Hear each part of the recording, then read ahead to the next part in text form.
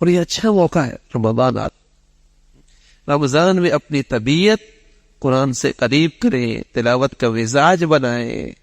عجیب چیز ہے یہ قرآن، مقناطیسیت ہے اس میں. جو جتنا اس کے قریب آتا ہے اس تلاوت کی لذت بڑھتی ہے. جو جتنا قریب آتا ہے قرآن اتنا اسے اپنی طرف کھینچتا ہے. ایسا نہیں کہ بار بار پڑھ لیا تو اب طبیعت اکتا گئی، نہیں، قرآن ایسا نہیں ہے. قرآن میں تو اللہ نے ایسی خصوصیت رکھی ہے جو جتنا قریب آئے گا اس کی لذت اور بڑھے گی، اسے تلاوت کا لطف اور زیادہ آئے گا. تو خوب مزے کی تلاوت ہو. اور جب بھی آپ اکیلے بیٹھیں تو ایک تو آپ تلاوت یوں کرتے ہیں، آواز نہیں آ رہی، دل میں آپ پڑھ رہے، ثواب اس کا بھی ملے گا.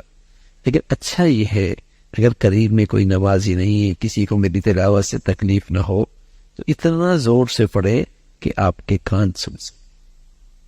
اتنا زور سے پڑھا کریں کہ آپ کے کان سن سکیں. کیا ہوگا؟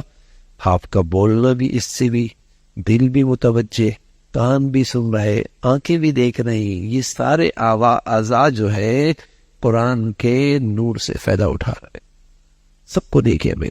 اور پھر دماغ میں جب قرآن پہنچتا ہے تو اس کے اندر اپنا ایک نور ہے. دماغ کی صحت کا اپنا ایک مزہ ہے. پھر تو تلاوت تھوڑی سی بآواز بلند ہو، بشرط یہ ہے کہ آپ کے پڑھنے سے کسی نمازی کو تکلیف نہ ہو، کسی سونے والے کو تکلیف نہ ہو، کسی کی معمولات میں حرج نہ ہو. تو تلاوت اس انداز سے ہو تو انشاءاللہ اس کی برکتیں اور اس کا نور میں اور زیادہ اضافہ ہوگا.